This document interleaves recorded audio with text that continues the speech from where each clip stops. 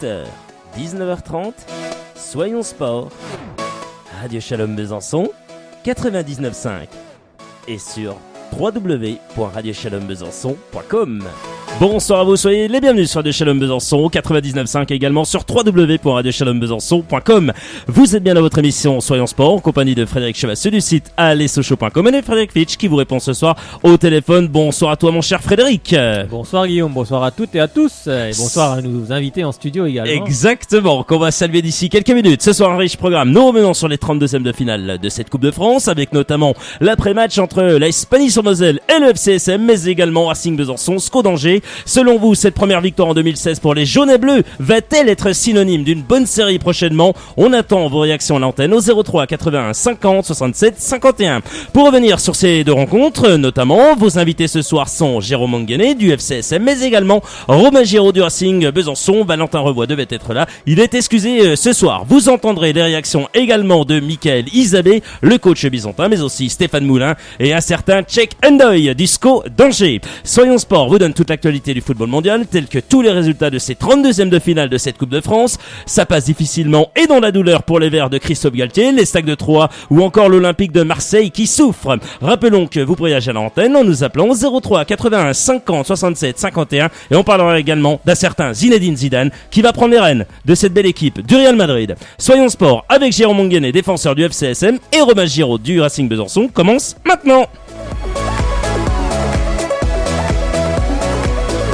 Et allez Frédéric, on va d'ailleurs accueillir Robin Giraud puis Jérôme Manguené. Bonsoir à vous Robin. Comment allez-vous Robin? Approchez-vous du micro qu'on vous entende bien. Bonsoir Robin. Bonsoir. Voilà, le micro qui tombe, c'est pas grave. Ça va plutôt bien. Bon, en tous les cas, on est très heureux d'être avec vous Robin. On va accueillir le défenseur central du FCSM, bien entendu Jérôme Manguené. Bonsoir à vous Jérôme. Bonsoir. Comment allez-vous Jérôme? Bah super, et vous? Écoutez, ça va bien. On va dire que 2016 commence bien pour le FCSM. Ça fait plaisir cette victoire en Coupe de France. Ouais, ça fait plaisir de commencer l'année par une victoire. Ça aurait été dommage que l'aventure s'arrête là. Après, il fallait qu'on commence bien. On a envie de faire une meilleure deuxième partie de saison. Ça commençait par ce match contre Pagny. Alors déjà, bonsoir Jérôme, je te souhaite tout d'abord une très bonne année 2016 et surtout la santé, puis surtout que tu continues comme ça, comme en 2015, parce que t'as vraiment fait une super première partie de saison et j'espère que la seconde, je n'ai pas de doute, sera aussi bonne. Okay, merci. Allez, on t'écoute Frédéric. C'est vrai que si on fait une rétrospective sur l'année 2015, c'est une bonne année pour toi avec la victoire en Gambardella face à l'OL au Stade de France, la place de titulaire au sein de la défense centrale Sochalen et ton contrat professionnel également. Oui, effectivement, 2015, ça a été une bonne année pour moi. En jeune, déjà en réserve avec la CFA, par chance, on réussit à se maintenir. Et avec les U19, on gagne la Coupe Gambardella. J'intègre le groupe professionnel, je m'installe petit à petit et finis par être titulaire. J'ai signé mon premier contrat 2015. Effectivement, ça a été une très bonne année pour moi, oui. Alors, tu viens d'être élu par les supportrices et supporters du FCSM meilleur joueur de la première partie de saison en 2015-2016. Je suppose que ça doit te faire plaisir, toi, Jérôme. Ouais, ça fait plaisir, surtout quand tu es jeune, quand tu viens d'intégrer le groupe pro et que quelques mois après, tu te fais élire meilleur joueur. C'est vrai que ça fait plaisir, mais après, comme je l'ai déjà dit, c'est pas une finalité. Après, maintenant, j'ai été élu meilleur joueur. Je pense que je vais être plus. On va m'attendre dans cette deuxième partie de saison. Après, c'est à moi de prouver que ce que j'ai fait dans la première partie de saison, je peux faire mieux ou encore. Je peux le refaire ou je peux faire encore mieux, quoi. Alors c'est vrai qu'à 18 ans, tu es titulaire au sein de la charnière centrale sochalienne. Justement, dans quel domaine dois-tu encore progresser selon toi? Donc, progresser dans la relance et dans la concentration. Je travaille beaucoup à l'entraînement, surtout avec Omar. Chaque fin de séance d'entraînement, on reste 5-10 minutes, on travaille sur ça. Il me parle beaucoup, donc je progresse petit à petit, mais c'est déjà mieux. Oui, être régulier en fait, la régularité. Oui, voilà. Le dernier match en championnat était un match abouti avec une victoire 3-0 à la clé. Ça faisait longtemps que ce show n'avait pas mené 3-0. Ça fait plaisir sur Ajaccio. Le genre de match qu'il faudra renouveler en championnat, je suppose, pour cette nouvelle année 2016, Jérôme. Oui, effectivement, c'est ce genre de match-là qu'on devrait faire souvent. Après, on voulait terminer bien l'année vu qu'on avait très mal commencé. On le devait aussi à nos supporters, cette victoire pour les fêtes. Donc après, on a fait ce qu'il fallait, on a tout donné, on a gagné 3-0. Je pense que actuellement on se sent bien et dans l'esprit d'équipe, tout est bien. Je pense qu'on est prêt à faire une meilleure partie de deuxième saison. Alors c'est vrai qu'après la trêve des confiseurs, pour un match de reprise, ce qui n'est pas souvent évident pour un club pro en Coupe de France, on se demandait si Sochaux allait enchaîner justement entre un deuxième de finale face à une équipe de CFA2, la Espanie. Bon, on va dire que Sochaux a fait le boulot. Sochaux a fait le boulot. Ouais, on va dire on a fait le boulot. On a tout de suite à l'entame du jeu, tout de suite on s'est mis dedans. On savait qu'on serait attendu à Panique. C'est une équipe qui aurait joué très bas, qui nous aurait attendu et qui aurait joué les contre à fond. Et le but, c'était de se mettre le plus vite à l'abri. On a réussi à le faire et après, on a plutôt bien géré en deuxième mi-temps. Alors moi, je voulais savoir s'il y avait des points de comparaison justement entre ce que le groupe sochalien en Gambardella a connu la saison passée et la Coupe de France. Et puis j'avais une autre question aussi. C'est vrai qu'avec les autres jeunes joueurs, avez-vous envie de faire comme les Auxerrois qui avaient remporté la Coupe Gambardella un an auparavant et certains se sont retrouvés en finale la saison d'après contre le PSG? Oui, exactement. On a ça dans la tête, nous les jeunes qui avons rejoint le groupe professionnel. On se dit, Auxerre, ils l'ont fait, ils ont gagné la Coupe Gambardella Ouais. et l'année d'après, ils sont allés au Stade de France aussi encore avec le groupe professionnel. Donc effectivement, oui, on veut faire pareil. Avec un On y bisontin. pense et ouais. Allez-y, vas-y. Et dit oui, on y pense tous. On a envie de faire pareil et si on réussit, ça serait plutôt bien pour nous, quoi. Oui, je disais que dans le groupe d'Auxerre, il y avait un bisontin qui s'appelle Alexandre Vincent, si je ne me trompe pas, qui nous a planté un but la dernière fois quand on est allé du côté d'Auxerre. Oui, on s'en souvient de celui-là. Les matchs en Coupe de France, ça sont toujours des matchs pièges, mais Sochaux a su marquer rapidement avec Raphaël Caceres à la 7e minute de jeu. C'est très important pour se mettre dans le bon sens, Jérôme. Bah oui, c'est très important. Quand tu marques tout de suite d'entrée, tu te mets tout de suite en confiance. T'es plus relâché. Donc, en plus, on met ce deuxième but juste avant, quelques minutes avant la fin de la première mi-temps. Donc, à la mi-temps, on part tranquille. On se dit, on a fait ce qu'il fallait. Mais après, la Coupe de France, c'est particulier. Ouais. Il suffisait juste d'un but de Pagny pour relancer les choses. Donc on devait rester concentré et ne pas encaisser de but. On a fait quoi. Oui, un match où Sochaux n'a pas été trop mis en danger, mis à part, comme tu le rappelais, en seconde période où les joueurs pagnotins, comme on les appelle, ont poussé un peu plus. Tu es assez d'accord avec ça? Oui. Bah ouais, c'est ce qu'on s'est dit. On gagne 2-0.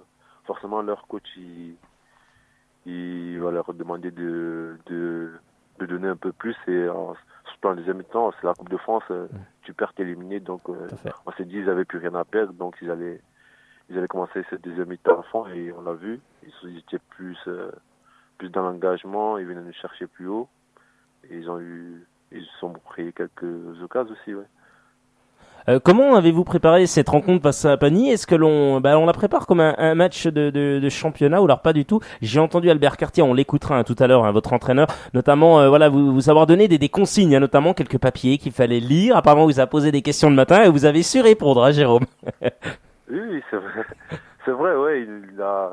Pendant la semaine, on a préparé le match. Il nous a mis quelques statistiques par rapport aux joueurs adversaires. On le prépare. Ce match, on l'a préparé comme tous les autres matchs, ou même encore plus que les matchs de championnat, parce que là, c'est la Coupe de France, tu perds, t'es éliminé, t'as pas de seconde chance. Donc, on se devait de vraiment le prendre à cœur ce match et suivre les consignes du coach.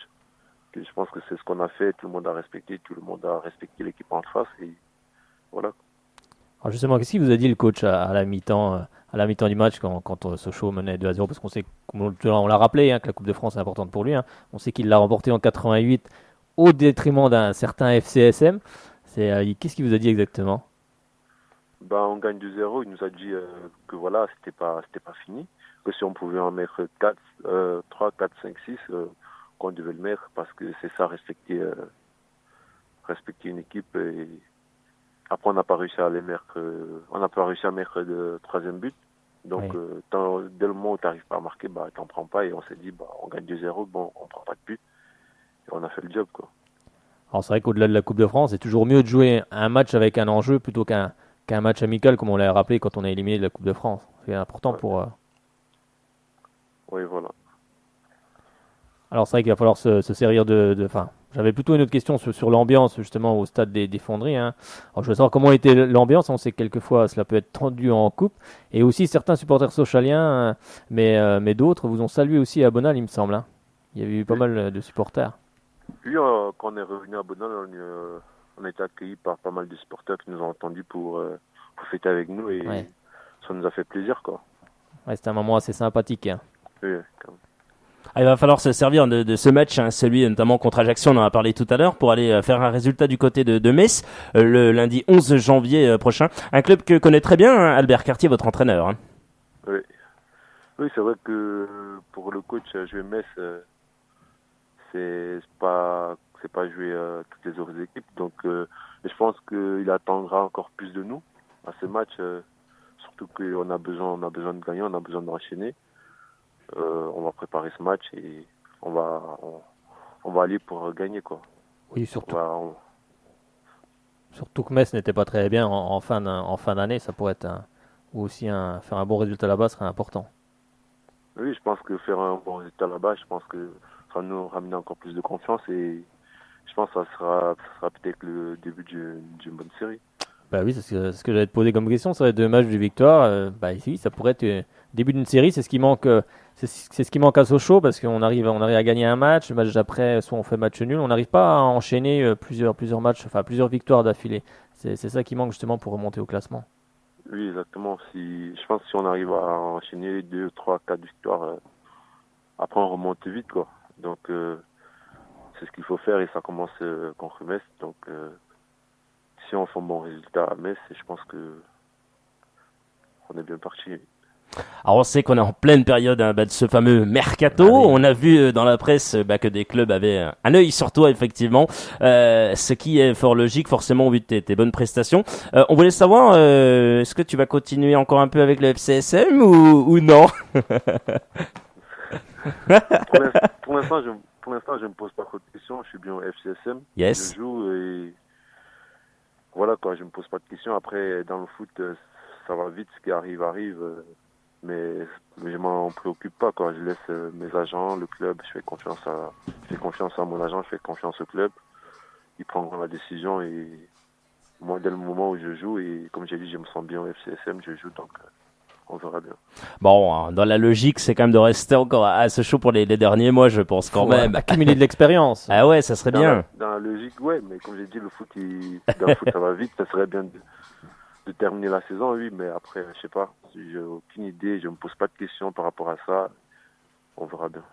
Tiens, il y a Jean-Régis qui écoute et qu'on salue, tout comme Maxime, tout comme bien d'autres qu'on citera tout à l'heure. Tiens, il a une bonne question, Maxime. C'est Jean-Régis, qui pose cette question à Maxime, mais il dit, il souhaiterait quel adversaire en 16e de finale, Jérôme, tiens. Quel adversaire vous ferait plaisir? Quel adversaire, pour affronter en 16e de finale? Comme je l'ai dit déjà à l'Est républicain, ce serait bien de jouer Ligue 1, ça nous permettra de nous jauger par rapport à une équipe de Ligue 1, mais pas tout de suite le PSG ou Marseille, quoi. Ça serait bien de tomber. Oui. Moi, ma préférence, ce serait de tomber contre Nantes, une bonne équipe de Ligue 1, quoi. Ah, contre le FC Nantes. Effectivement, bah oui, pourquoi pas. Comment Frédéric? À Bonal aussi. Ah bah oui. Bonal. À Bonal, oui. Ah bah forcément, Frédéric, on va quand même pas aller jouer à la Beaujoire. Non, à Bonal. Ah oui, t'es des supporters. Excellent. Allez, Frédéric, on continue avec les questions, effectivement. Alors c'est vrai que la Coupe Gambardella va reprendre le dimanche 10 janvier avec le FCSM tenant du titre qui va aller affronter le SAS Épinal. Tu vas sans doute avoir un œil attentif aussi sur ce match. Oui, j'en parle avec les plus jeunes. Ouais. Par rapport à la Coupe Gambardella, les plus jeunes, je leur raconte à peu près ce qu'on a vécu, ça a commencé là. Et que chaque match, il faut le prendre faut pas se poser de questions, il faut le prendre au sérieux et c'est comme ça qu'on arrive au Stade de France, quoi. Et je vais suivre le parcours. Peut-être même que je jouerai, ça je sais pas. Donc on verra bien. Oui, aussi, bah oui, c'est vrai. On va essayer j'espère que cette équipe va donner tout ce qu'elle peut et puis faire un aussi beau parcours que la saison dernière Ce serait exceptionnel quand on a vécu vraiment des bons moments, hein, des bons moments. On a suivi cette équipe depuis le match contre Guingamp, et puis après on a suivi tous les matchs. Donc c'est vrai que c'était assez sympathique, et on espère que cette saison, l'équipe de Gambardella va faire de même. Ça serait un beau doublé, hein, ça serait un superbe doublé. Mais bon, après on sait que les matchs sont compliqués aussi en Gambardella, hein, c'est pas évident. Encore loin, donc, Tiens, il y a une question, elle est sympa, celle de Louis, hein, qui nous écoute, et on le salue bien sur le www.radiochalombesançon.com. Demande à Jérôme qui a été son modèle étant plus jeune. Alors, qui c'était le modèle de Jérôme Onguené? Tiens, ça serait intéressant, ça. Étant plus jeune, j'ai eu 2 modèles. J'aimais beaucoup Rio Ferdinand et Carles Puyol. Ah, Carlos Puyol. Excellent, ça. Excellent. Alors, en tous les cas, oui. Vous vouliez rajouter quelque chose? Oui, et Lilian Thuram aussi. Ah, et Thuram, bah oui, il n'y avait pas le deuxième, je suis bête. Bah oui, je me disais, il y en avait qu'un, j'avais. Et Lilian Thuram, Frédéric, ça te plaît, ça? Lilian Thuram aussi, Oh, bah oui, c'est. Hein? Plus jeune, j'ai joué latéral droit aussi, donc. Bon, je crois qu'il y en a un qui va être content, c'est Marcus. Ah ouais. Après depuis, j'ai eu de nouveaux modèles, de nouveaux joueurs. C'est vrai? Comme qui? Nkoulou. Yes. Nkoulou, Thiago Silva et Sergio Ramos. Ah, excellent. Ouais, franchement, là. Imagine Frédéric, une paire comme ça, à Sochaux. Onguené, Thiago Silva, Nkoulou. T'imagines? On a déjà Onguené. Onguené, t'es que. Qui est promis un bel avenir, en tout cas, certain. Et j'espère qu'il fera aussi bien que bien sûr que ceux qu'il a cités. Voilà, qui viennent citer. En tout cas, je lui souhaite. Mais 18 ans, être titulaire en Ligue 2, tenir la baraque quand même derrière, c'est déjà pas mal, hein, quand même. Hein. Il y en a beaucoup qui signeraient pour ça. Et j'espère bien sûr qu'il aura une carrière comme eux. En tout cas, on le suivra, même après Sochaux, bien évidemment. En tous les cas, merci à toi, Jérôme, d'avoir été avec nous. On te souhaite une excellente soirée du côté de Sochaux, et puis bien sûr une bonne préparation pour le match de Metz. Je vais poser la question. Oui, c'est pas compliqué comme ça quand on n'a plus de match pendant une semaine, puis après qu'on a 2 matchs comme la semaine prochaine, le lundi et le vendredi. Est-ce que c'est pas compliqué à gérer? Non, c'est pas compliqué à gérer parce aux entraînements, je pense qu'on va faire des petits matchs entre nous pour garder ce rythme. Donc, je pense que ce serait pas compliqué à gérer. Ça va.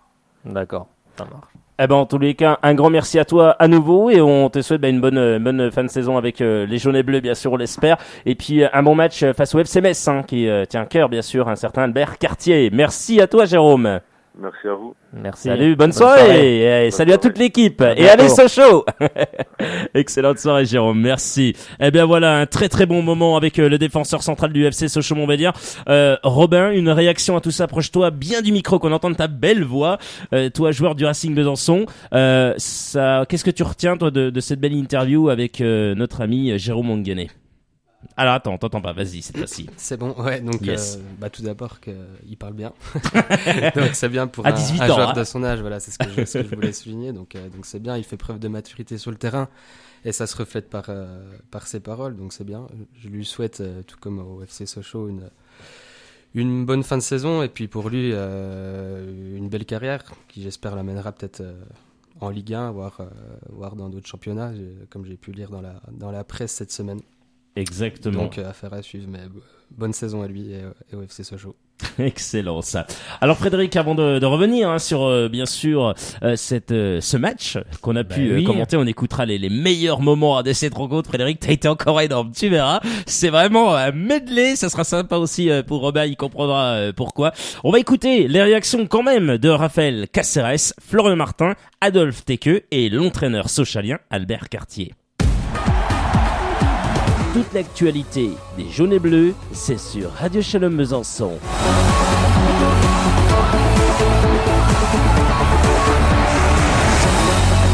Vous savez, qu'on allait tomber face à une équipe bien regroupée derrière, que ça allait être compliqué.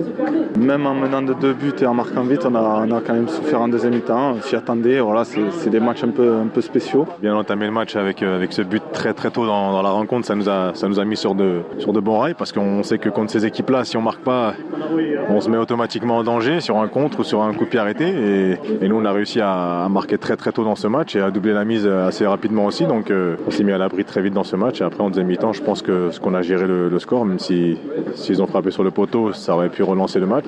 On a fait le match qu'il fallait contre une équipe qui a vendu chèrement sa peau, surtout en deuxième mi-temps. Il fallait prendre l'adversaire au sérieux. On savait qu'on allait avoir la possession de balle. Vous savez, quand on joue contre des équipes inférieures, des divisions inférieures, il va falloir tuer le match dès le départ, et ça a été le cas. Je pense que si on n'avait pas mis ces buts, on aurait souffert contre l'adversaire. J'avais dit aux joueurs avant le match, si ce match-là, il a été plus difficile à préparer qu'à jouer, ça veut dire qu'on a tous fait bien notre boulot. Nous, le staff, en observant notre adversaire, en préparant, en vous donnant le maximum d'informations et en vous mettant sur la voie, et vous, en le jouant, en le mettant en place. Voilà. C'est ce qui s'est passé, je pense. Il a été plus difficile peut-être à préparer même qu'à jouer, parce que on se l'est rendu facile, effectivement, par un sérieux, par une rigueur, par aussi l'envie d'être efficace, réaliste. Si j'avais été un joueur de panier, c'est ce genre de match que là j'aurais fait, avec le cœur, avec l'énergie. On leur demande pas des exploits techniques contre des professionnels. Par contre, on leur demande de jouer avec le cœur, avec l'envie, la générosité, ils l'ont fait. C'est à nous de montrer que physiquement, techniquement, on était au-dessus, tactiquement. Et je pense que c'est ce qu'on a fait aujourd'hui. Et voilà, il faut féliciter tout le monde, parce qu'on sait très bien que ces matchs-là, ce sont les plus difficiles après la trêve, et on a su bien le négocier. Bien sûr, ça fait toujours plaisir de marquer, mais bon, après c'était qu'un match de Coupe de France, même s'il fallait les mettre. Mais bon, voilà, on va se concentrer pour la suite pour être encore plus efficace pour l'avenir. Le match en lui-même, ok, mais c'est la préparation du match que j'ai aimé. La semaine de travail. Ce matin, on a révisé tout ce qu'on avait mis en place cette semaine. J'ai voulu voir un peu s'ils avaient vu, ils avaient relu les pages qu'on leur avait mis sur le style de jeu, l'animation défensive, offensive, l'organisation. Ils savaient, voilà, les 3-4 questions que j'aurais posées, c'était là. Ça veut dire qu'ils se sont préparés à gagner ce match-là, et ça, c'est bien, je suis fier d'eux pour ça. Ce soir, déjà, c'est la première victoire de l'année. Et je pense que ça commence bien, il faudrait qu'on finisse bien. Déjà, un soir pour le nouvel an, c'est d'aller le plus loin possible en coupe et de remonter au plus haut classement. Il faut vivre tranquillement, il ne faut pas qu'on fasse parler de nous pour le moment. Voilà, il faut être discret, avancer. On a un match de championnat très difficile mais agréable à jouer contre Metz. Pourquoi agréable ? Parce que c'est une bonne équipe, mais on va trouver un vrai beau stade de football qui va être, à mon avis, assez garni. Il va y avoir 15 à 20 000 personnes. Et puis une belle pelouse, donc ça va être un bon match à nous à préparer.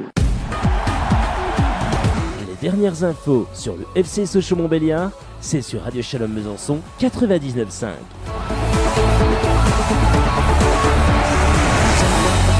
Merci à vous d'écouter Radio Shalom Besançon sur 99.5 et également sur le www.radioshalombesançon.com. 18h23 à l'instant, c'était Raphaël Caceres, Florian Martin, Adolphe Tequeux et Albert Cartier, l'entraîneur sochalien. On va accueillir Jean-Régis pendant 3-4 minutes et ensuite on aura Robin Géraud qui devra s'en aller juste après pour contrainte professionnelle. Donc voilà pourquoi on va faire assez vite avec Jean-Régis. Bonsoir Jean-Régis. Bonsoir Guillaume, bonsoir Frédéric, bonsoir Robert. Jean-Régis. Meilleurs vœux à tous. Meilleurs vœux également. Meilleurs vœux à toi, mon cher Jean-Régis. Alors Jean-Régis, ça faisait longtemps, ça fait plaisir de te retrouver. Allez, deux choses, je sais que tu suis un petit peu le Racing Besançon aussi, mais juste avant on va parler Sochaux avec toi forcément. Le FCSM qui passe 2-0, sans prendre de but. Caceres, le retour, ça fait plaisir. Un doublé, 7e, 25e minute de jeu. L'affaire est pliée, l'affaire est dans le sac, Jean-Régis. L'affaire est dans le sac, et puis d'après ce que j'ai pu entendre chez les concurrents de France Bleu Belfort, j'ai suivi la rencontre du côté de chez eux également. Apparemment, on a joué cette rencontre avec beaucoup de sérieux, beaucoup d'application. Écoute, c'est très bien. J'étais allé faire un saut à l'entraînement mardi dernier. J'ai vu beaucoup de changements par rapport à la période Échouafny. On voit des joueurs quand même appliqués, sérieux, donc c'est bien. On n'est pas tombé dans le piège de la facilité face à Pagny-sur-Moselle. Donc c'est bien. Maintenant, il y a le 16e de finale qui va arriver très vite, dans 15 jours. Bon, ce qui serait bien, ce serait de tomber sur une Ligue 1, comme le disait Jérôme Gagné. On verra ce que donnera le tirage ce soir, mais c'est vrai que peut-être tomber sur Nantes ou 3 même, pour pouvoir s'étalonner à une Ligue 1, ce serait l'idéal. Oui, c'est sûr, tu as raison. C'est vrai, quand le club pro joue joue de la bonne façon, joue de la meilleure des façons, hein. En étant concentré, en étant présent, il a quand même peu de chances de se faire avoir, hein, on va dire entre guillemets, hein, sauf cas exceptionnel où on tombe sur une superbe équipe en face et qui a beaucoup de réussite. Mais Sochaux a été appliqué, Sochaux a été concentré, pas comme certains clubs, hein, comme Reims qui en a pris 4 ou Laval, hein, éliminé par une CFA2. Donc je pense qu'il y a des moments où les joueurs se disent, quand on est professionnel, inconsciemment, ils arrivent sur le terrain en se disant, bon, allez, si on force un petit peu, ça devrait passer. Mais bon, l'équipe qui est en face, elle a envie de jouer. C'est le match de l'année pour elle, hein. Il y a des jeunes joueurs aussi en face qui ont envie de s'étalonner aussi à une Ligue 1, une Ligue 2. Et souvent, c'est des jeunes qui sortent des centres de formation, faut pas l'oublier, hein. Les 3/4 sont formés dans les centres de formation, donc ils ont eu une très bonne formation. Donc, quand les joueurs pro les prennent un peu de haut, il se passe sans doute ce qui s'est passé à Reims et ce qui aurait pu se passer ailleurs également, et ce qui s'est passé aussi au Stade Lavallois. Avant qu'on revienne un point sur le Racing Besançon, match face au FC Metz à Metz ce lundi, bien entendu en janvier, ça sera à 20h30 au stade Saint-Symphorien. Ça devrait le faire ou pas? Ça va être un match, je pense, assez ouvert, hein, entre Metz et Sochaux. Metz qui est tombé sur qui a une période assez difficile avant la trêve. Ça risque d'être ouvert, ça risque d'être un bon match. Connaissant un petit peu Philippe Insberger, connaissant un petit peu ses méthodes de jeu, je pense qu'on devrait avoir une rencontre assez plaisante entre les deux équipes. Bien entendu, je souhaite une victoire de Sochaux là-bas du côté de Saint-Symphorien, évidemment. On le souhaite tous. Oui, on le souhaite. Un mot, Jean-Régis, avec notre invité de ce soir, Robin Giraud, qui est donc avec nous, qui faisait partie de ce match face à Angers. Une petite question, quelque chose à dire à Robin avant de t'écouter sur le match du Racing, Jean-Régis? Écoutez, simplement pour le Racing, c'est dommage parce qu'apparemment ils ont un petit peu trop respecté Angers samedi. Apparemment, ça a été un petit peu sévère sur les commentaires parce que je crois que les 2 premiers buts en juin ont été donnés par la défense byzantine. C'est dommage, mais bon, c'est une belle aventure quand même pour le Racing. Il y a beaucoup d'autres clubs de la région qui auraient voulu être à leur place samedi. Il faut tirer quand même un grand coup de chapeau à Michael Elisabeth et à son équipe. Et puis on souhaite revoir bien entendu le Racing Besançon dans les hautes sphères en CFA la saison prochaine. C'est ça qu'il voulait dire en fait. FCSM 2. Oui, c'est ça. En fait, c'est ça qu'il voulait dire. C'est ça. Hein. Dans les hautes sphères, c'est-à-dire CFA. CFA. National, non même. Allez, Robin Giraud national. On y va. Ça serait énorme. Ouais, ça serait énorme.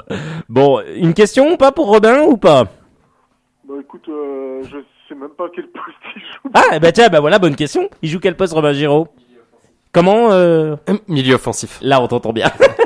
Milieu offensif. Excellent. Okay, je connais certains noms des joueurs du Racing parce qu'il y a quelques anciens du centre de formation de Sochaux. Il y en a quelques-uns. Qui sont passés comme Guillaume, comme Sofiane El Achak, Guillaume Lafont. Qui a fait un gros match aussi. Gros match. Ouais. Donc, il y a Steve Grand également, je crois, qui a réduit le score en fin de partie. Il y a Julien Schulzendorf. C'est genre de l'équipe de Pontarlier. Voilà, qui était du côté de Pontarlier, qui était du côté du sud également à un moment. Bon, voilà, je connais un petit peu les joueurs de Besançon. Mais bon, comme je le dis, il faut les féliciter pour leur parcours. Faudra venir les voir jouer. Pour mieux les connaître, faudra venir les voir jouer un petit coup. Je viendrai avec plaisir. Ce sera l'occasion de revoir également Michael Elisabeth. Donc, tout à fait. Avec plaisir. Il n'y aura pas de souci si pour le match de la montée en CFA. Exactement. On viendra les voir.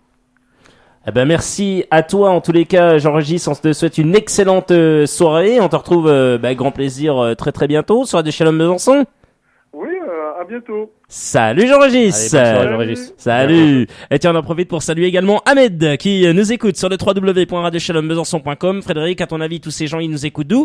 Ils sont au siège du SC Clémenceau. Excellent, qu'on salue. On parlait de Steve Grand, qui est passé par le SC Clémenceau Besançon, d'un certain Alexandre Pep, qu'on salue et qui nous écoute également ce soir. Allez, ça tombe bien en tous les cas. Il y a également Dylan qui nous écoute. Décidément ce soir, je sais pas si c'est l'effet Robin Giraud, on nous écoute ce soir, c'est énormissime. On remercie également Frédéric. C'est un grand club aussi, le Racing Besançon.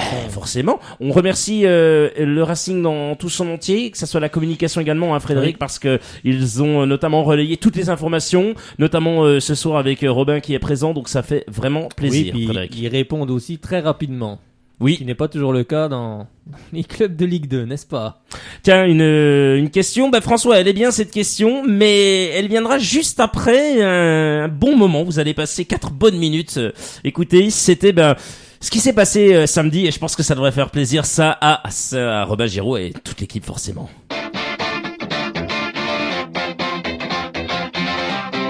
Attention, et jusqu'en l'ouverture du score. Ça fait 0 pour le SCO d'Angers. But très bon corner. Malheureusement, il ne va pas encaisser le but dans les 5 premières minutes.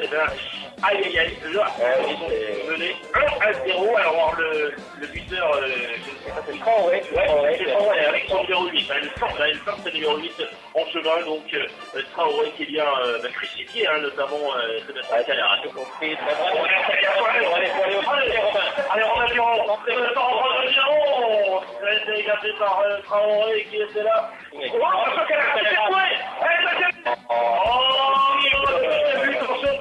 L'erreur de Sébastien Calera qui se dégage et ensuite c'est un but, je ne sais même pas si c'est carpouillage. C'est un long centre. C'est un long centre anodin où Calera a essayé de dégager les 2 points, mais il n'a pas dégagé assez loin, c'est revenu dans les pieds d'un joueur en fin qui bien sûr, pareil, un plat du pied, et il a trompé, voilà, ça fait 2-0. Il y avait la chaque, il y avait le ballon du 2-1. Il ne faut pas s'amuser à tergiverser comme ça, il faut frapper tout de suite. Il a essayé d'enrhumer son vis-à-vis, bien sûr. En lui faisant croire qu'il allait à droite, à gauche, mais finalement, c'est un tour de Ligue 1, donc il ne s'est pas fait avoir dans la feinte, et il a juste mis le pied, et ça a contré la frappe de la chaque.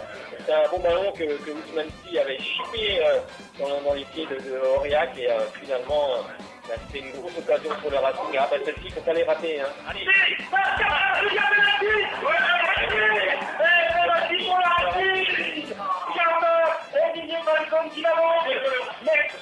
tout simplement le ballon qui a montré avec son doigt le rond du point de vue.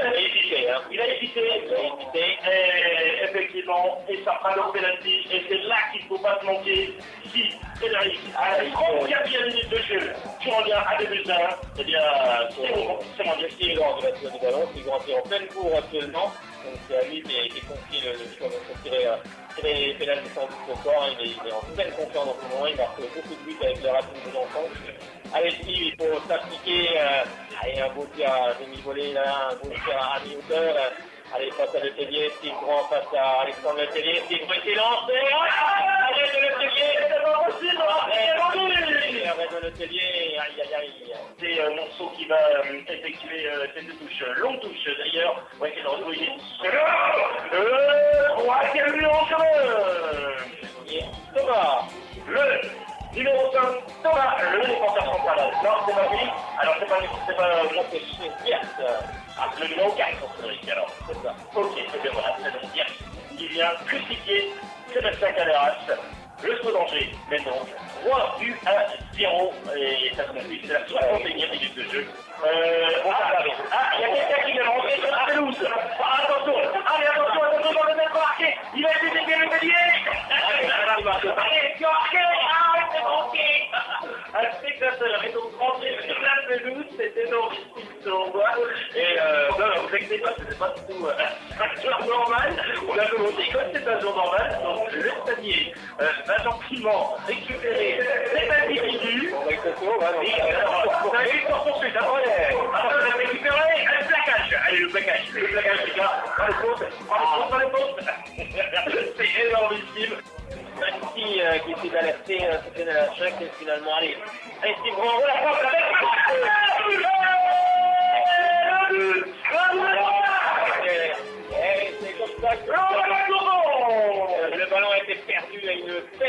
Belle frappe de Steve Brand qui permet à Besançon de réduire le score 31. 5 minutes de retard. En vérité, on sait que Steve Brand est en pleine cour en ce moment. Il est capable de prendre des ballons comme ça. Et généralement, quand elle est bien prise, ça finit au fond. Et là, ça a fini au fond. C'est mérité pour cette équipe de Besançon.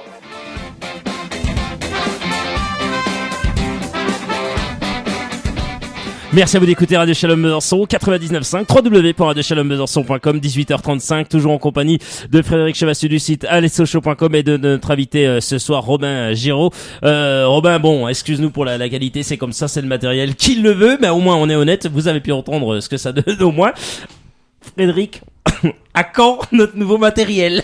Ça, je sais pas, faut demander au patron de la radio. Hein. Moi, j'aimerais bien, parce que c'est vrai que le son, c'est un peu catastrophique. On en est désolé, mais oui, on peut pas faire autrement. C'est bien dommage, hein, et effectivement, et on aimerait bien vous faire vivre vraiment ces rencontres. On vit comme on le peut, mais c'est dommage après sur la retransmission. C'est pas grave. En tous les cas, Robin, bon, on a tout donné, hein, quand même. En commentant, t'as pu entendre, on s'est donné, hein. Ça fait plaisir. Allez, on commence, Frédéric, par une première question, puisque Robin s'en va dans 10 minutes. On a 10 minutes, c'est parti. Robin, bonsoir. Je voudrais déjà savoir que tu nous dises un peu ton parcours justement dans le football. Qu'on te connaisse un petit peu, pour ceux qui ne te connaissent pas. Donc j'ai 26 ans. Alors moi je suis formé entre guillemets à Dole, où j'ai toujours joué à Dole dans toutes les équipes de jeunes jusqu'en senior, où j'ai fait après quelques saisons en CFA2 avec Dole. Et puis j'ai signé à Besançon l'année où le club montait en national, parce que je faisais mes études ici, etc. Donc pour des raisons de facilité, et puis parce que Dole, on redescendait en DH également, j'ai voulu signer pour tenter ma chance au BRC à l'époque. Donc je suis reparti avec François Burriard en DH. Et puis à partir du mois d'avril ou mars, j'étais monté m'entraîner avec le groupe national, où j'ai fait quelques apparitions. Et puis après, on connaît l'histoire où le club a coulé. Et puis pour diverses raisons personnelles et de cœur, je suis resté au BRC, qui est devenu le Racing.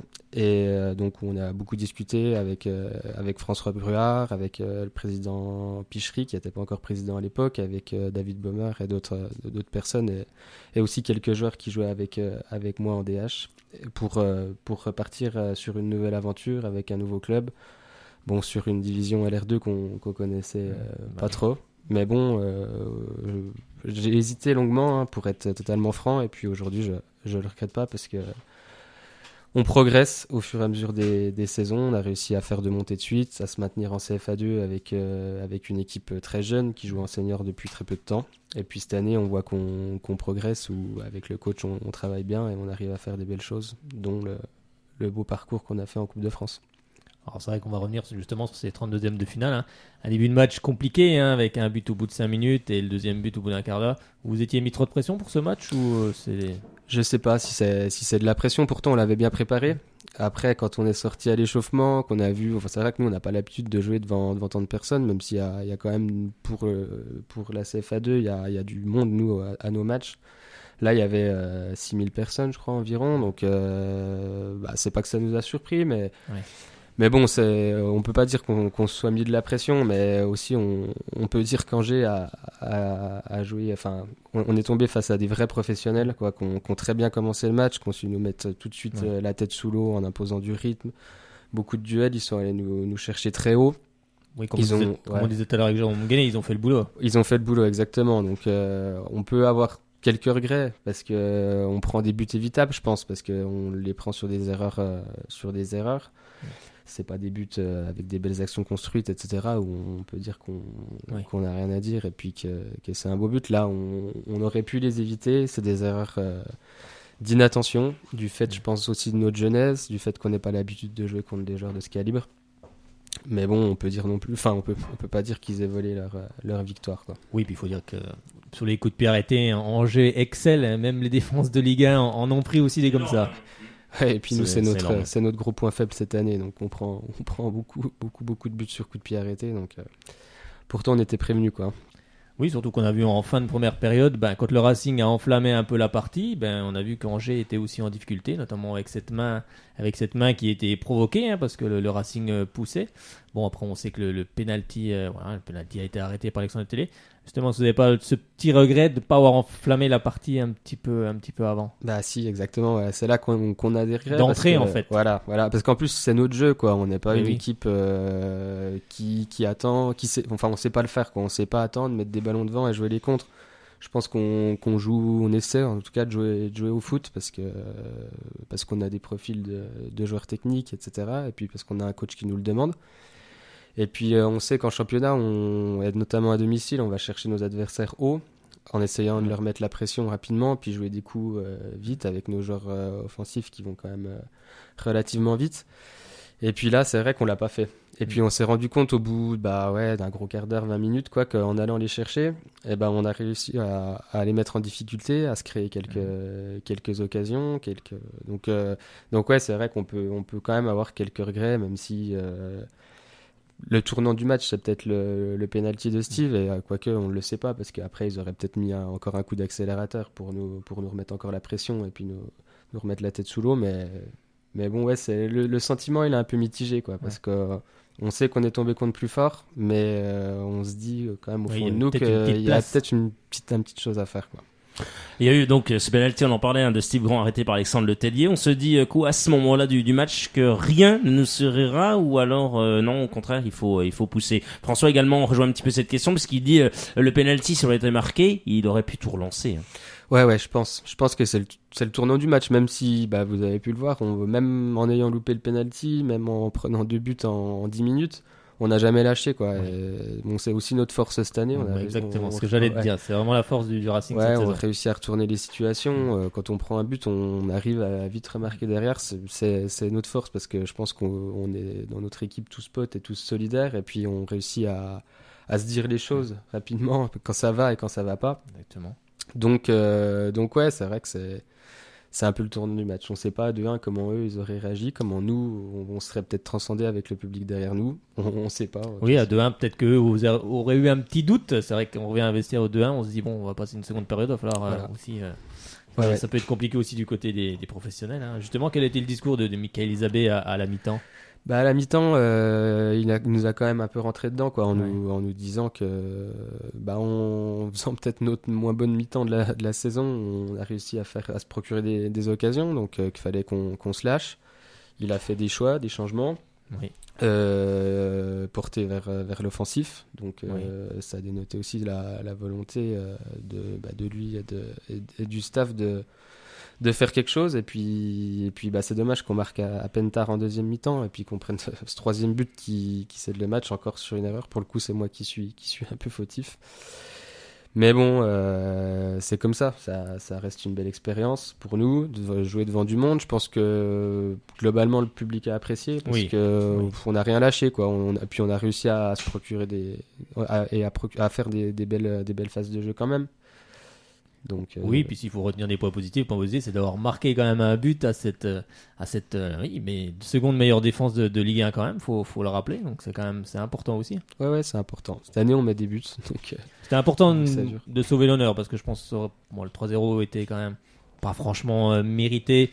Un but vient aussi souligner les efforts qu'a produit le Racing pendant ce match. Non, mais c'est bien. Je pense que c'est un match qui va nous servir pour individuellement et collectivement pour la suite de la saison.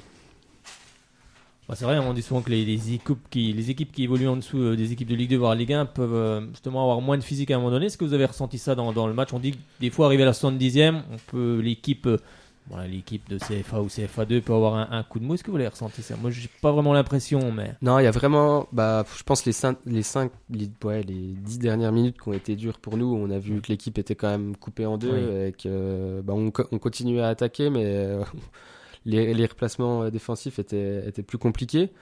Mais non, mais je pense, on est quand même plutôt bien préparé physiquement, et puis sur un match, et puis les niveaux, c'est nivelle, avec la motivation, avec le public, avec le fait qu'on n'a pas l'habitude de jouer des matchs comme ça.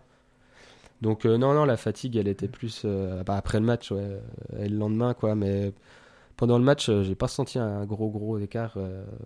Après sur eux, c'est sûr qu'ils étaient bien, ils faisaient moins d'efforts que nous, parce qu'ils se déplacent mieux, ils jouent plus simple, etc. Donc voilà. Oui, puis c'est le genre de match qui peut amener aussi de l'expérience pour les jeunes joueurs, c'est important. Ouais, c'est très important. Nous, on a une équipe jeune. C'est la volonté du club de faire jouer des jeunes qui sont formés ici. Je pense qu'il y a une grosse partie de l'équipe qui est formée au club et qui est très jeune. Donc ouais, c'est bien. Je vous dis, ça va nous servir pour la suite. Le club est quand même assez ambitieux. Il veut retrouver son statut qu'il a eu à l'époque. Donc à nous de faire le taf. Bon, c'est vrai, comme on l'a rappelé avec le président Pichery, qui était venu ici lundi dernier, c'est vrai que la coupe c'est bien, mais c'est une belle chose, mais le championnat est très important. Justement, c'est comme tu le rappelles, c'est des matchs qui vont servir aussi pour la suite. Ouais, c'est sûr. Déjà, on a repris l'entraînement plus tôt que les autres. On a bien préparé ce match-là, donc ça. Oui, donc peu de jours de récupération. Ouais, peu de jours de récupération. Ouais, et puis là, on a un calendrier quand même assez compliqué. On va à Saint-Priest, pas ce week-end, celui d'après. On reçoit Bourgoin, qui est quand même une belle équipe du groupe. L'année dernière, ils ont fini 2e. Et puis après, je pense que c'est PTT, si ma mémoire est bonne. Donc, BFC. On y sera, on devrait y être. Ouais, donc on fera déjà un premier bilan après ces 3 matchs. Là, on est plutôt pas mal. On a réussi à enchaîner les matchs sur cette première partie de saison qui est plutôt très réussie. Mais bon, ça va très vite avec ces victoires à 4 points. Là, en plus, tout le monde on n'est pas loin du premier, mais les autres sont derrière, suivent et sont pas loin. Il y a quand même 2-3 belles équipes. Donc, oui, comme tu le rappelles, c'est vrai que Saint-Priest va être un gros morceau le 16 janvier. Il va falloir vite se remettre dans le championnat. C'est un concurrent aussi. C'est le candidat un peu annoncé à la montée. Ils redescendent de CFA. On connaît pas encore cette équipe. On va avoir des infos cette semaine et celles qui suivent par le coach. Mais c'est sûr que ça va être un bon match à jouer, mais un match compliqué à l'extérieur où il va falloir ramener des points. Alors c'est vrai que l'équipe la saison dernière, moi je l'ai vu évoluer, bien évidemment. Cette saison, j'ai pas raté un seul match du Racing Besançon pour le moment. C'est vrai que je la sens mieux armée cette saison que la saison dernière. Elle marque beaucoup de buts, mais par contre, elle en prend aussi beaucoup, comme tu l'as rappelé. Justement, c'est des points justement à travailler. Voilà, exactement. Ouais, c'était un peu le contraire l'année dernière, où on était quand même assez costaud défensivement, mais où on marquait pas trop, où on avait du mal à concrétiser nos actions. Cette année, c'est le contraire, mais c'est aussi notre jeu, quoi. On est porté vers l'offensif, donc forcément, on prend des vagues de contre derrière. C'est le point qui est à améliorer, également les coups de pied arrêtés, parce qu'on prend beaucoup de buts sur coups de pied arrêtés, et ça nous plombe des fois quelques matchs. Donc ouais, c'est sûr qu'il y a quand même beaucoup de points de progression encore pour aller plus haut comme on le souhaite tous. Mais on progresse, donc c'est ça qui est intéressant. Oui, parce que quand on rivalise en battant la réserve de Saint-Etienne, face à Andrézieux aussi, avec un match qui se finit à l'arrache, mais un très beau match du Racing face à une équipe qui n'avait encore pas perdu pour le moment. C'est vrai que c'est des matchs importants et on sent vraiment une équipe du Racing qui, j'espère, pour moi, va figurer dans les premières positions. Va finir sur la première position, ça serait assez sympa. Ouais, on se met pas trop de pression par rapport à ça. C'est notre 2e année à ce niveau-là. Le club est quand même tout neuf. On va prendre les matchs les matchs les uns après les autres, ou des séries de matchs où il va falloir qu'on ramène des points, là, comme les 3 que je viens de vous citer. Je pense qu'ils sont importants. Et on fera déjà des premiers bilans. Là, c'est encore trop tôt. Ça va tellement vite que voilà. Est-ce qu'il y aura un match amical justement le week-end du 9 janvier ? Il y a un match amical prévu ou Non, on va faire quelque chose, je pense, entre nous, entre le groupe, mais je pense que le coach va nous laisser un peu tranquille, profiter un peu du week-end. On va bien s'entraîner cette semaine, là, 3 ou 4 fois, et puis pour préparer la semaine et le match du week-end prochain. Alors c'est vrai, comme on l'a rappelé, c'est vrai que le public byzantin a répondu présent avec plus de 6500 personnes. Ouais. Bon, on sait que Besançon aime le football, bien évidemment. Donc c'est vrai que c'est aussi rassurant pour l'avenir. Ça prouve qu'il peut y avoir du monde dans ce stade et il faut espérer que les supporters viennent aussi voir les matchs du Racing en championnat, car le championnat est aussi très important si on veut revoir aussi un jour Besançon, peut-être pas dans les sommets, mais je veux dire à un cran plus haut, parce que je pense qu'on peut largement avoir une équipe de nationale avec les infrastructures, avec le stade. Je pense que ça serait bien pour Besançon. Ouais, c'est sûr que ça fait du bien de jouer devant nous qui sommes pas habitués à jouer devant 6000, 6500 personnes. C'est vraiment cool, quoi. Oui, puis ils ont poussé, ils sont. Ouais, non, c'est vrai que tout le monde était derrière nous, et puis ça nous donne nous une motivation supplémentaire. Non, mais c'est vrai que c'est bien, et à notre niveau, il y a presque qu'à Besançon qu'on voit ça, ou après il y a les clubs qui coulent, comme Sedan, Strasbourg, qui faisaient des 20 000 personnes en CFA2, mais c'est encore différent. Oui, c'est pas la même ville, c'est pas. Ouais. Exactement, ouais, non, mais c'est vrai que c'est à Besançon, c'est génial pour ça, quoi. On sent une ferveur, les gens sont derrière nous. Puis il y a une histoire, le Racing, il a une histoire. C'est exactement ça. C'est exactement ça. Donc l'histoire, des valeurs, il y a tout ça aussi. Hein. C'était longtemps en deuxième division, donc il y a une histoire. Exactement. Passé. Pour simplement terminer, objectif pour cette saison? Finir le mieux possible, hein. Je pense qu'on va pas s'enflammer, hein. On connaît notre potentiel, on connaît nos limites. Comme je vous l'ai dit, hein, c'est des faits, des victoires peut-être qu'on va aller chercher à l'arraché, qui vont faire que on va réussir à accumuler de la confiance et puis à aller chercher ou pas quelque chose à la fin. Mais on sait que si on perd aussi les matchs qui arrivent, on peut vite se retrouver vers le bas et puis jouer quelque chose de moins intéressant à la fin de saison. Donc je pense que l'objectif, c'est de se maintenir le plus rapidement possible. Pour éviter les matchs comatières ou voilà. On peut passer à travers de certains matchs, mais pas trop dans une saison, quoi. Non. Ouais. Après, on savait à Thiers que c'était un peu le traquenard parce que on est de tiré Angers, tout le monde pensait un petit peu à ça. C'est aussi normal, et puis on sait que si nous on n'est pas concentrés, c'est peut-être nous notre pire adversaire, quoi, dans ce championnat. Donc voilà, on va essayer de faire du mieux possible pour se maintenir rapidement et puis préparer la saison prochaine en CFA2 ou plus haut, on verra. On espère plus haut. Oui, on espère, vraiment du fond du cœur. Merci. Ouais. En tous les cas, un grand merci à toi d'avoir été avec nous, Robin. On te souhaite une bonne saison avec le Racing Besançon. Salut à toute l'équipe, bien sûr. Et puis, allez le RB. Merci. Salut Robin, merci. Au revoir. Merci, allez, Robin. Tiens, il est avec nous. Il a pu entendre la fin de cette interview. C'est l'ami Bernard. Tiens, il est avec vous dans une seconde. Toute l'actualité des jaunes et bleus, c'est sur Radio Shalom Besançon.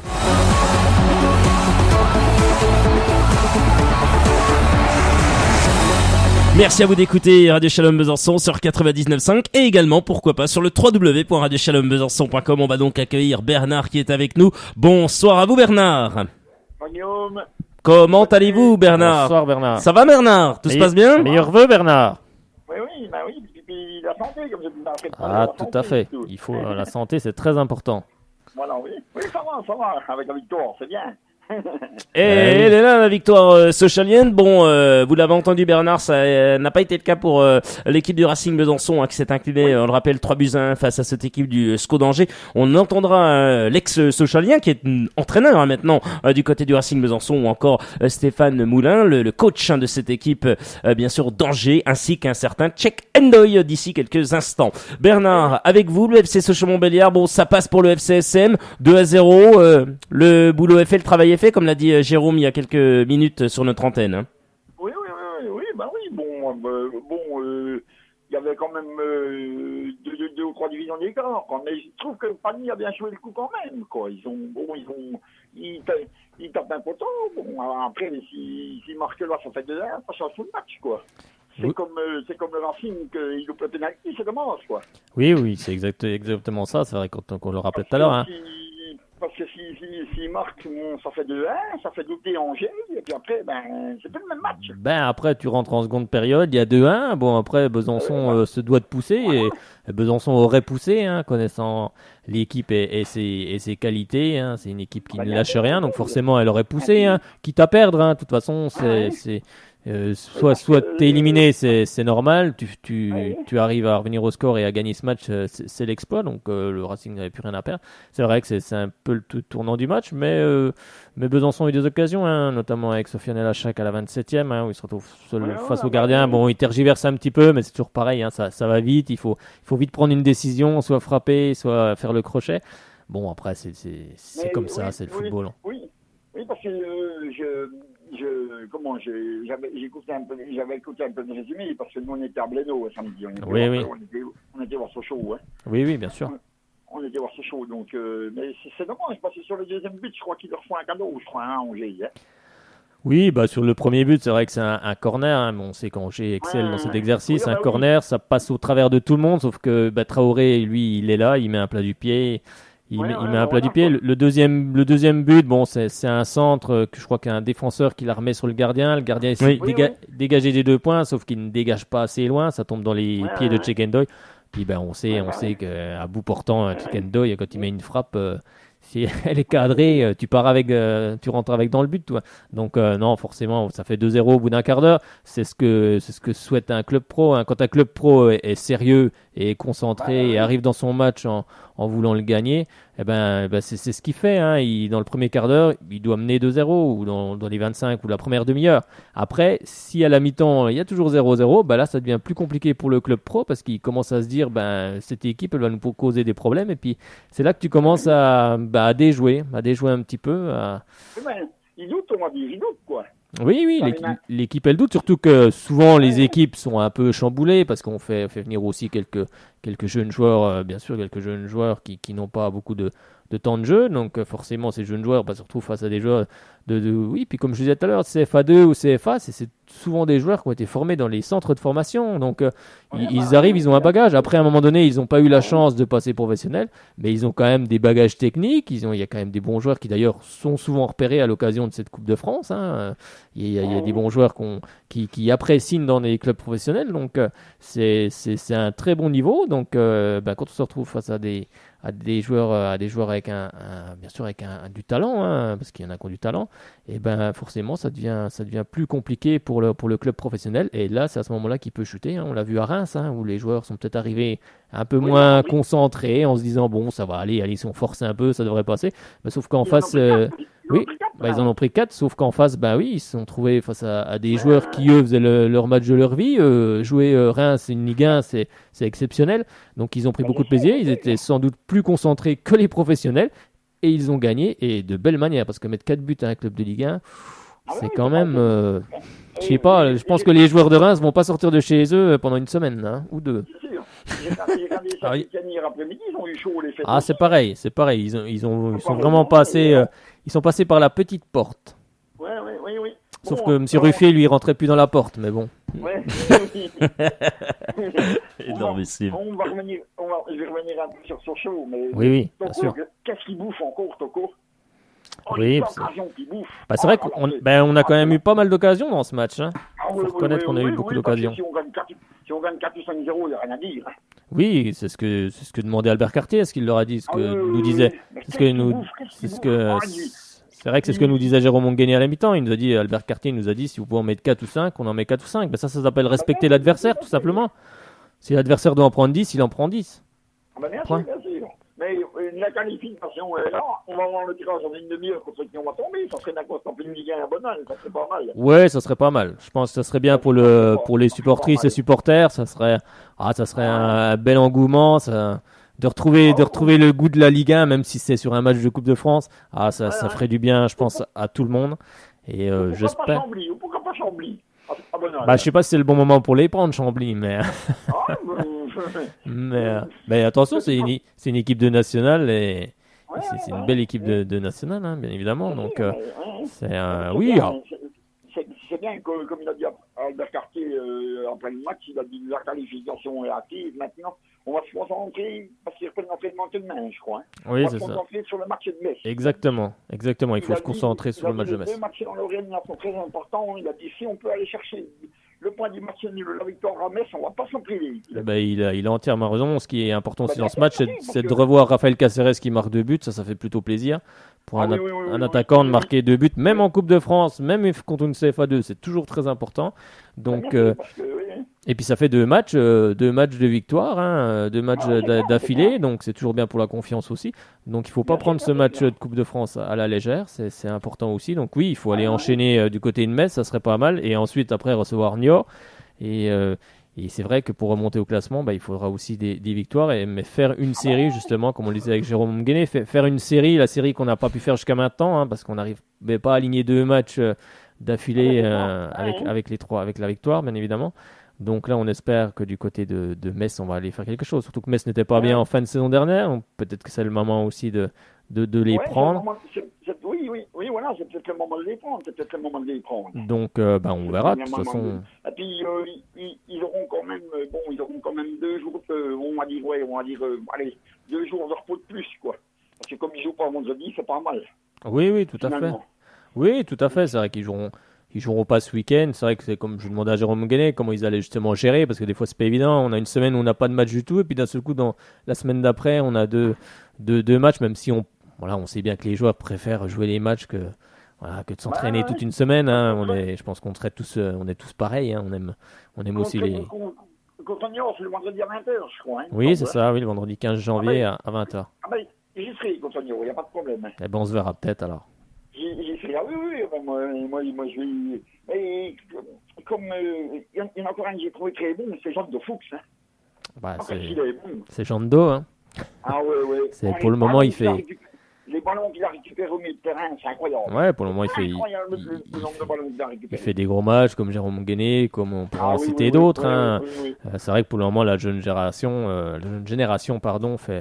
fait des belles rentrées. Hein. C'est pour ça qu'Albert Cartier les aligne aussi également. Jean de Fuchs en fait partie. C'est vrai qu'il fait des gros matchs au milieu de terrain. Il récupère un nombre incalculable de ballons, mais tant mieux pour lui. Il faut qu'il en profite et il va s'installer de plus en plus.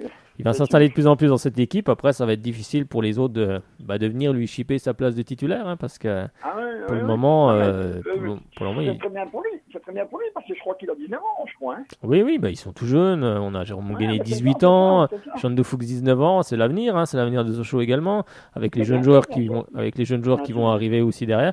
Et on voit que la formation, c'est toujours important. C'est la base de tout, hein, la formation des jeunes joueurs. C'est la base de tout, on le voit partout, on l'a vu encore hier avec une belle victoire de l'ESBF, on va le dire, hein, qui a battu le champion de France avec beaucoup de joueuses qui ont été formées ici.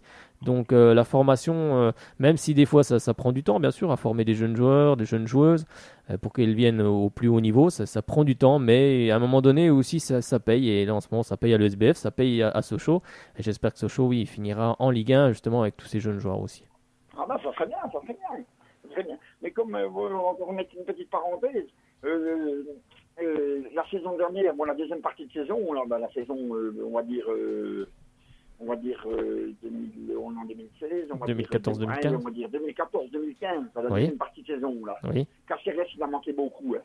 Oui, si on l'avait eu, à mon avis, on aurait peut-être fini un peu plus haut. Oui, il était absent 2 mois et demi, hein, c'est quand même important. Hein.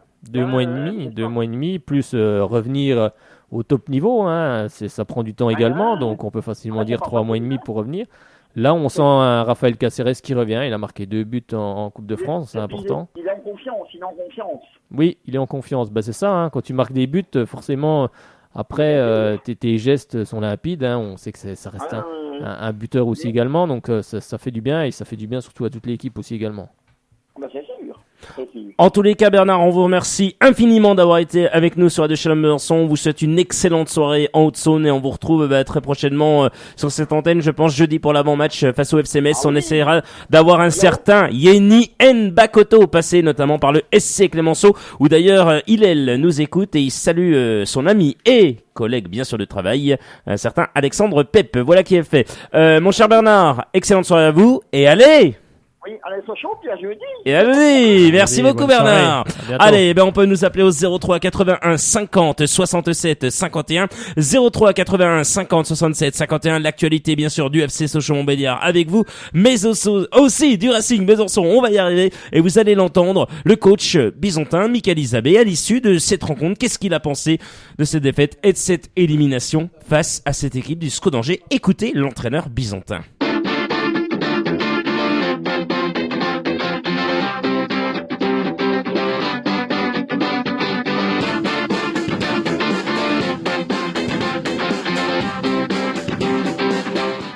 C'est sûr, toujours une déception de perdre un match. Après, je pense qu'on a raté notre entame de match, ce qui a permis à Angers de se procurer les premières occasions et d'être efficace rapidement. Après, c'est sûr qu'à 2-0, la partie est compliquée au bout de 25 minutes. Même si je pense que le dernier quart d'heure de l'après mi-temps est en notre faveur avec ce penalty qu'on rate. Ce qui aurait permis de faire douter un petit peu Angers et d'avoir peut-être le public avec nous à ce moment-là. Mais je pense qu'Angers a géré plutôt sa deuxième mi-temps plutôt que de jouer au ballon. Elle a joué quelques coups arrêtés. Voilà, on a toujours le mérite d'aller de l'avant pour réussir à marquer. Je pense que mon équipe méritait quand même de marquer un but ce soir. Je tiens à féliciter l'équipe d'Angers qui nous a respectés et qui mérite sa qualification. Quand la plupart des joueurs ne connaissent pas plus haut classé FA2, c'est compliqué de leur demander d'entrer, d'être dans le beau tempo, dans le bon rythme. Voilà, je félicite mes joueurs pour le parcours jusqu'à aujourd'hui. Même quand c'était difficile pour eux, ils se sont toujours retroussés les manches pour essayer de reproduire du jeu, d'essayer de pas faire n'importe quoi. Voilà, on était prévenus, mais même les clubs de Ligue 1 ils sont prévenus, ils en prennent également, donc j'ai rien à reprocher à mes joueurs sur cela, quoi.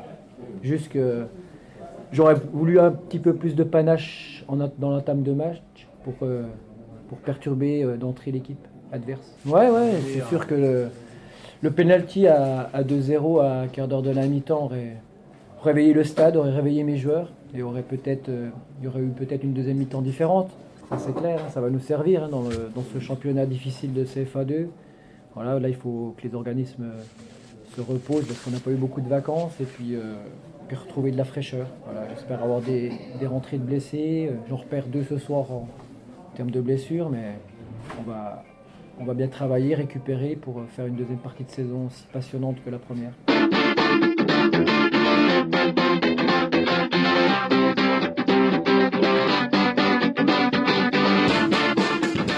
1h05, nous sommes ensemble, vous écoutez Radio Shalom Besançon sur 99.5 et également sur le www.radioshalombesançon.com à l'instant. L'entraîneur bisontin Michael Isabé, effectivement, à notre micro, on est très heureux d'avoir été avec lui.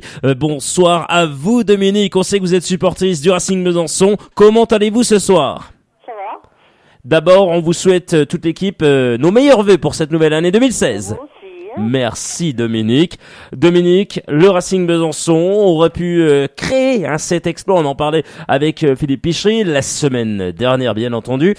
Ça n'a pas été le cas. Ça a mal démarré et ensuite, il a fallu prendre 2 pions pour pouvoir se dire, allez, on va peut-être jouer, on va peut-être y aller puis essayer de faire quelque chose, Dominique, non ? Oui. Vous en pensez quoi de cette rencontre ? Quand même, ça exploit peut-être. Ah, il y avait du gabarit en face. Hein. Oui, il y avait du gabarit en face. Hein. Frédéric, vas-y, on t'écoute. Oui, c'est sûr qu'il y avait. C'est sûr qu'il y avait du gabarit, mais c'est vrai, comme le rappelait Michael Zabé et puis même Robin Giraud, qui était avec nous tout à l'heure, il y a peu.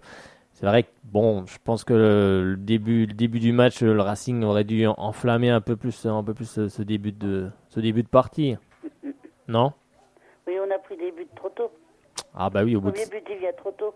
Oui, le premier but il vient trop tôt, oui. Puis le deuxième, il vient trop tôt aussi également. Hein. C'est vrai qu'au bout de 20 minutes, il y a déjà 2-0 pour un club professionnel. C'est vrai que c'est l'entame de rêve, ce que dira Stéphane Moulin qu'on entendra tout à l'heure. C'est l'entame de rêve pour Angers. Il n'avait pas besoin de ça. Mais c'est vrai qu'on a vu que dès que le Racing a poussé un petit peu en fin de première période, là on a vu que les Angevins pouvaient aussi commettre des fautes, notamment avec cette main dans la surface. Ouais. Qui, bien sûr, le penalty n'a pas souri aux Bisontins, mais voilà, il aurait fallu, comme le disait Michael Isabé, peut-être un peu plus de panache, mais enflammer un peu plus la rencontre, sans doute. Après, c'est toujours plus facile à dire qu'à faire. Hein. Ils ont enflammé le public, de toute façon, c'est déjà pas mal. Oui, plus de 6500 personnes, c'est bien. Oui. C'est bien, parce que voilà, même si on a du respect pour Angers, c'était pas soit Marseille, soit le PSG en face qui attirerait beaucoup plus, on le sait bien. Mais je trouve que c'était pas mal. Et les places, c'était à un prix raisonnable également. Après, tout le monde dira ce qu'il en pense. Mais je pense que les tribunes en face étaient bien pleines. En plus, le public était présent à encourager cette équipe bisontine. Donc, j'ai trouvé ça assez sympathique. Ça nous a rappelé quelques bons matchs ici au stade de Lagrange. À la belle époque. La belle époque. Voilà.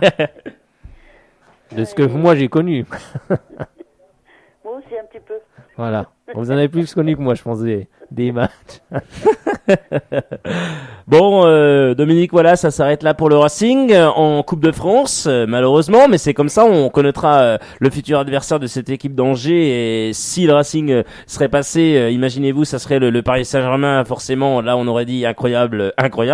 Non, sérieusement, là il va y avoir un match important contre Saint-Priest, on en parlait tout à l'heure avec Robin, bien entendu, en studio, ouais c'est ça, d'ici une quinzaine de jours.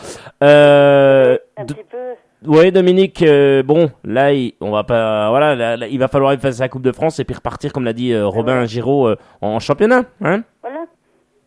C'est ça qui peut être le plus dur, justement, effacer ce match, hein, parce qu'on sait que ça peut toujours être positif comme négatif. C'est vrai qu'il faut vite se remettre la tête à l'endroit, mais je pense que là-dessus, Michael Isabier va bien sûr recadrer tout son groupe, ne pas rester justement sur ce match contre Angers, hein. C'est une défaite, certes, mais il ne faut pas rester là-dessus, il faut passer tout de suite au championnat. Hein. Angers, on avait la tête déjà à Angers, alors faut... C'est vrai que, c'est comme a dit Robin Giraud, hein, comme le match face à Thiers, c'est vrai que l'équipe avait peut-être déjà la tête justement à Angers. Donc maintenant, il ne faut passer au-dessus. Maintenant, le championnat est la priorité, hein, pour le Racing Besançon, hein, parce qu'il est toujours en place quand même pour une accession, hein. Ils sont dans les 3 premiers, hein, 4 premiers, on va dire. Donc c'est toujours accessible. Donc ça va être des matchs importants. C'est vrai qu'en CFA2, ça peut vite basculer, hein, on le voit sur les matchs qu'on voit depuis le début de saison. Il va falloir aussi resserrer la défense. Mais bon, oui, bon, après ça, oui, c'est sûr que. Mais c'est vrai, comme l'a dit Romain Giraud, c'est vrai que le Racing est une équipe qui va de l'avant. Donc généralement, les équipes qui vont de l'avant prennent souvent des buts, peut-être un peu trop de buts. Mais bon, j'espère qu'en fin de saison, il y aura quelque chose au bout, parce que je pense que Besançon a besoin aussi d'avoir un bon club, et qui peut viser largement le national. Oui. Alors, un petit mot sur le FC Sochaux-Montbéliard également. Vous parlez du Racing. Encore ? Je ne sais pas si vous savez la nouvelle, c'est qui se qualifie en Gambardella. Ah oui, effectivement, parce que Frédéric va annoncer, hein, il n'a encore pas fait toutes les infos d'ici quelques minutes, effectivement. Je l'ai pas annoncé la Gambardella encore. D'accord, non, mais je disais que tu avais dans tes infos région. Ah, d'accord, ok, au moins il est honnête, ça c'est bien. Non, en fait, j'avais pas, j'ai pas vu en fait, non, il a pas vu. Mais il peut pas tout voir, le Frédéric, il peut pas tout voir. Déjà qu'il voit déjà pas mal de choses, il voit beaucoup de choses. L'info de la soirée aussi. L'info de la soirée, on l'a dit, Zinedine Zidane, entraîneur du Real Madrid. Oui, on l'a annoncé en début d'émission, effectivement. Un mot sur le FC Sochaux-Montbéliard qui s'est qualifié, Dominique ? Oui, on va dire ils ont pas eu de mal, non ? Ils ont fait le boulot, on va dire, hein, comme l'a dit Albert Cartier. Hein. 2-0, voilà, l'affaire dans le sac, quoi. Bon. Un petit peu. Un tout petit peu. Allez, on vous souhaite une excellente soirée en tous les cas, Dominique. Peut-être pas le même match à mettre, par contre. Ah, ça sera sûrement pas la même, hein, pour les hommes d'Albert Cartier, hein, ça sera sûrement pas la même. Coteau va leur faire des misères. Yanni, oui, on essaye de l'avoir ce jeudi, hein, notamment. Yanni, il peut faire mal, Yanni Nbakoto. Merci à vous en tous les cas, Dominique. On vous souhaite une excellente soirée du côté de Besançon. Et bien sûr, on se dit oui. Merci. Et à Racing. Au Racing, à Clémenceau, puisque je sais que vous êtes assez proche. Du Clémenceau, bien sûr. Du Clémenceau et puis à tout le monde. En tous les cas, on vous remercie encore infiniment. Oui. De Radio Shalom, que j'avais oublié. Ah, faut pas les oublier, tous les auditeurs qui nous écoutent ce soir. Et bien sûr, Dominique, même en 2016, ça ne change pas. Allez! Et allez! Bien joué, Dominique. Bonne soirée à vous. Eh ben voilà, un excellent moment avec Dominique. Vous pouvez nous appeler 03 81 50 67 51. Vous réagissez à ce qui se dit et on se fait un plaisir de vous prendre à l'antenne. On va écouter cette fois-ci Frédéric avant de revenir sur toutes les autres rencontres également de ces 32e de finale de cette Coupe de France. Et bien notamment, il reste deux soins à vous passer, celui donc de Stéphane Moulin, le coach d'Angers, ainsi le milieu de terrain qui a été très très bon une nouvelle fois, un certain Check and Doy. Allez tout de suite, Stéphane Moulin, écoutez l'entraîneur angevin à l'issue de cette rencontre.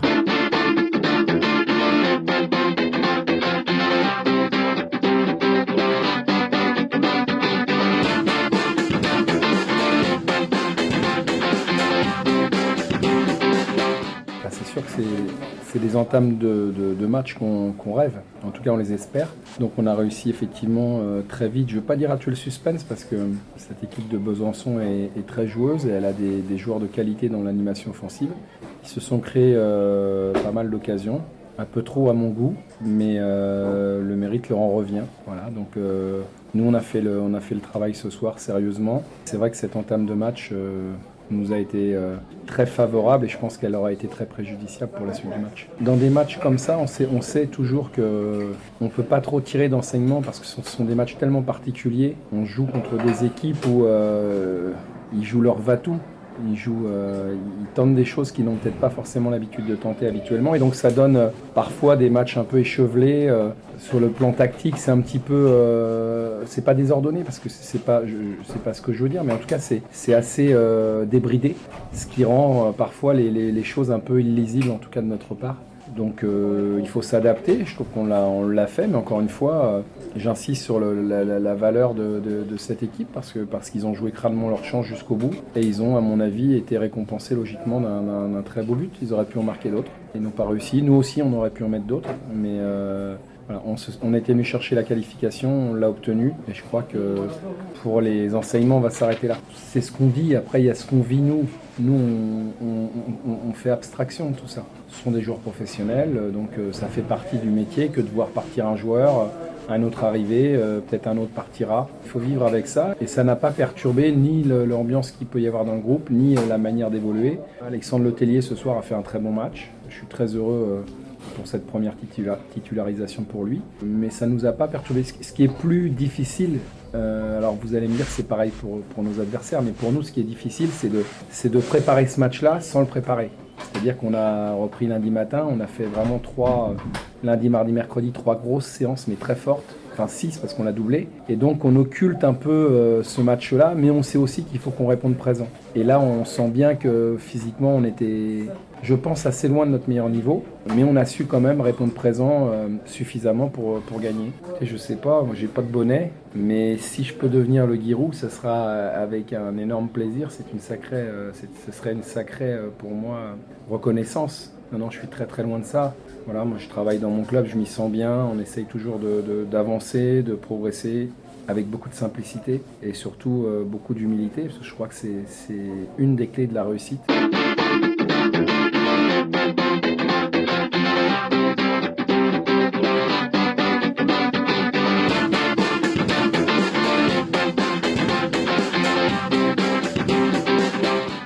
À l'instant, c'était Stéphane Moulin, l'entraîneur de cette équipe d'Angers, à nos micros, à l'issue de cette rencontre cette équipe du Racing Besançon. Vous écouterez d'ici quelques instants, oui, Chekendoy, le bon milieu de terrain, encore un beau bébé, hein, comme on pourrait dire ainsi. C'est vrai qu'avec Frédéric, on a vraiment été ravis de pouvoir commenter un match avec notamment Chekendoy. Il y a eu d'autres joueurs, on en parlera avec Frédéric, qui ont été encore très très bons. Tiens, François est avec vous dans une seconde et il entendra notamment en direct cette interview de Chekendoy.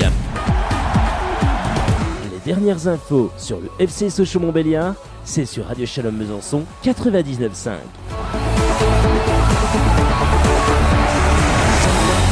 Merci à vous d'avoir choisi Radio Shalom Besançon 99.5, www.radioshalombesançon.com. On va donc accueillir François, il reste une quinzaine de minutes, il y aura l'actualité région avec Frédéric et puis toutes les dernières infos du FCSM bien entendu, avec ce soir, on le rappelle, le tirage au sort de ces 16e de finale. C'est donc ce soir, c'est à 19h30 qui aura lieu à l'Alliance Riviera de Nice et sera effectué par Charlotte Bonnet, jeune nageuse française licenciée à l'Olympique Nice Natation, la médaillée d'argent olympique de basket et niçois de naissance, Laurent Schiara et l'acteur Tarek Boudali qui seront là. Donc les rencontres des 16e de finale de cette Coupe de France se dérouleront les mardis 19 et mercredi 20 janvier prochain. Bien entendu, on aura le temps d'y revenir dans cette émission. On accueille donc François. Bonsoir à toi François. Bonsoir Guillaume, bonsoir Frédéric. Bonsoir François. Meilleurs vœux à toi mon cher François. On te souhaite meilleurs vœux à vous aussi. On te merci mon cher François, ça fait plaisir. Bon, allez, on va parler des deux matchs. Tu es un fin gourmet, un fin gourmand de ce football. Tu suis tous les matchs, je le sais. La Première Ligue, en Russie, en Turquie, partout. Partout. En fait, je suis sûr. Voilà. Ah oui, vous pouvez même lui demander. Bon, alors, c'est qui le champion du Kazakhstan? Alors, qui est le champion du Kazakhstan en 1937, François? Je dirais Derby County. Google, allez. Excellent. Allez, c'est là où va Camara, ça. Excellent. Et d'ailleurs, t'as dit ça. Oui, peut-être. C'est pour ça qu'il a dit ça. Bon, François, avec toi, les deux matchs. Racing Besançon-Angers, puis le FCSM, bien sûr, qui passe gentiment. Bon, pour le Racing, c'est dommage, hein, François? Ouais, c'est dommage parce que je regardais les matchs sur Eurosport en même temps que chez nos confrères. Que je suivais à peu près tous les matchs de la Coupe de France. Et dès que j'ai eu le premier but, je me suis dit c'est un gag, j'espère qu'ils vont se reconcentrer. Et dès que je vois le deuxième but, je me suis dit C'est pas un soir pour Besançon, ça va être compliqué.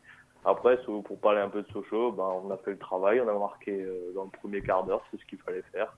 Bon, c'est vrai que Pagny s'est réveillé en seconde période, on s'est fait un peu bouger, mais on sait commencer la Coupe de France. On a fait le travail, comme a dit Albert Cartier. Oui, c'est vrai, tu as raison. On marque d'entrée, c'est ce qu'il faut pour un club pro. C'est montrer aux jeunes, bien sûr, de Pagny qui n'auront pas, que ce soir ça va être compliqué, que Sochaux est concentré, donc ça va être plus dur. On marque dès la 7e, donc on se met dans le bon chemin, dans le bon rail, on va dire. Et ensuite, à la 25e, Caceres double la mise.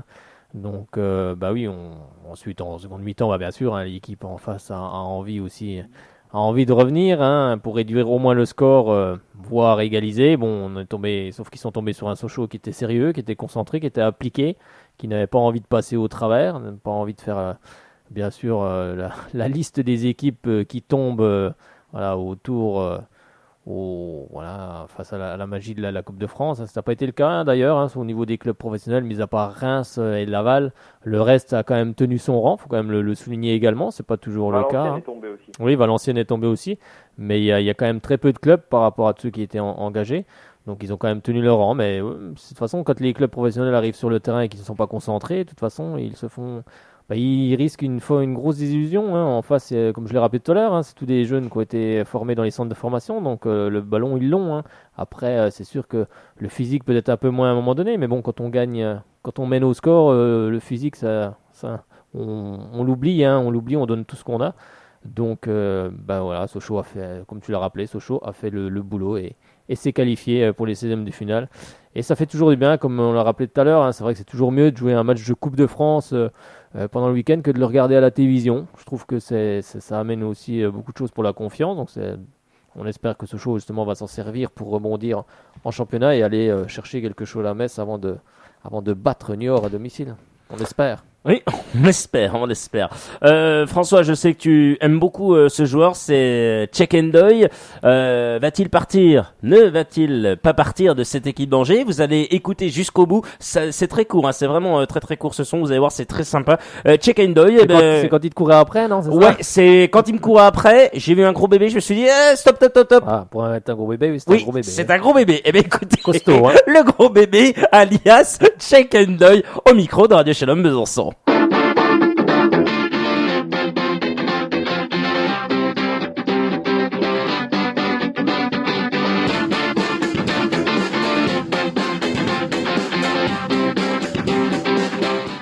Mais c'est un match de coupe, c'était pas facile, mais bon, le plus important c'est de qualifier, on est qualifié, c'est ça le plus important. Vous avez pensé quoi de cette équipe de Besançon en toute honnêteté? Bon, vous étiez au milieu, vous avez encore fait du boulot, on l'a vu à la Hendoy forcément. Vous avez pensé quoi de cette équipe? Une bonne équipe en face, donc après c'est vrai, ils sont en CFA2.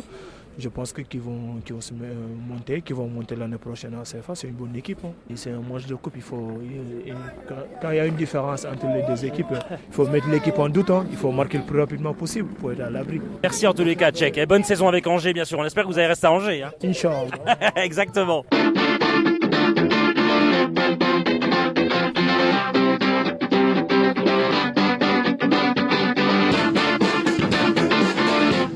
Inch'Allah, voilà le mot de Tchekendoi. Il n'a pas réussi à lui tirer les verres non, du nez. j'ai pas réussi, François.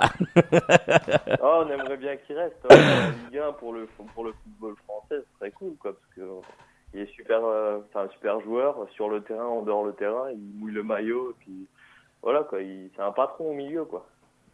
Il fait du Hendoy. Par contre, il n'a pas de pied gauche, il n'a qu'un pied droit. Je ne sais pas si vous avez remarqué dans le match. Oui. Et on en discutait notamment avec, normalement il devait être invité ce soir, Valentin Revoix, qui le disait, effectivement. J'ai revu également. Bon, après, ça n'empêche que c'est un très bon joueur, mais il n'a pas de pied gauche. Un gros gabarit, et c'est vrai qu'il dévie tout de la tête. Et c'est vrai que oui, pour le SCO d'Angers, c'est vrai que comme l'a rappelé la journaliste qui a interviewé un peu Stéphane Moulin en fin de match, il lui posait la question justement, est-ce que vous craignez pas de perdre un peu tous ces joueurs? Moi je ne crains rien du tout, a-t-il dit. Oui, il a dit je crains rien du tout. C'est le mercato. Après, c'est sûr qu'ils vont pas non plus laisser partir tous les joueurs. Peut-être qu'ils vont réussir à le garder jusqu'en fin de saison. Attention. Par contre, la saison prochaine, pour moi, ce sera quasiment impossible de le garder, à moins qu'un club arrive avec un gros chèque dès cet hiver. Oui, puis c'est sûr qu'on réfléchit, c'est sûr. C'est vrai qu'on peut réfléchir. S'il y a 2 chiffres, notamment. Bon, cher François, en tous les cas, bah voilà, on a fait un petit coup le tour avec toi. Quelque chose à rajouter? Ouais, je voudrais rajouter, je voudrais féliciter le Sarreguemines FC pour sa qualification contre. Attends, on t'entend moins bien. Ouais, on t'entend beaucoup moins bien. Je sais pas l'impression pourquoi. que t'es en train de manger quelque chose. T'es en train de manger quelque chose. Ouais, c'est ça ce que j'allais dire. Un chewing-gum. Essaye de bouger un tout petit peu. Je sais pas ce qu'il y a eu. C'est peut-être la communication. Voilà, on t'écoute cette fois-ci. Ouais, je voulais féliciter le Sarreguemines FC pour sa qualification C'est vrai. contre Valenciennes. Grave, et l'US Sarreguemines qui a battu Villefranche aussi et qui est qualifié aussi pour le 16e tour. Bon. 16e de finale. 16e de finale. Mais écoute, s'il y a Sarreguemines FCSM, on va commenter. Moi, je vais commenter. Je pars et je sais où je logerai. Excellent. Pas de souci, la porte elle est ouverte. Il a tout compris l'autre. Excellente soirée à toi, mon cher François.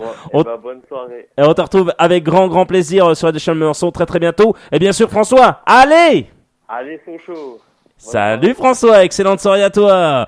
Eh bien voilà un excellent moment avec l'ami François Frédéric. On t'écoute 5 minutes avec toi pour notamment revenir sur l'actualité région. Simplement pour vous dire que les entraînements du FCSM demain 9h30 et 15h30, mercredi 9h30, 15h30 également, jeudi hors Bonal, donc ça sera pour Stade Bonal à 15h30 l'après-midi, vendredi également à 15h30, samedi matin c'est à 9h30, dimanche c'est à huis clos et forcément lundi. Eh bien, du côté de Saint-Symphorien, où se jouera le match Metz-FCSM, ça sera donc à 20h30. Frédéric, on t'écoute pour l'actualité région. Allez, on va parler un peu football. C'est vrai qu'il y avait du football, bien évidemment, avec l'ASM Belfort, comme il y avait la Coupe de France ce week-end. Les hommes de Maurice Goldman ont disputé un match amical face à l'équipe première de Dijon, du Dijon FCO. Cette rencontre s'est soldée par une défaite pour les Belfortins.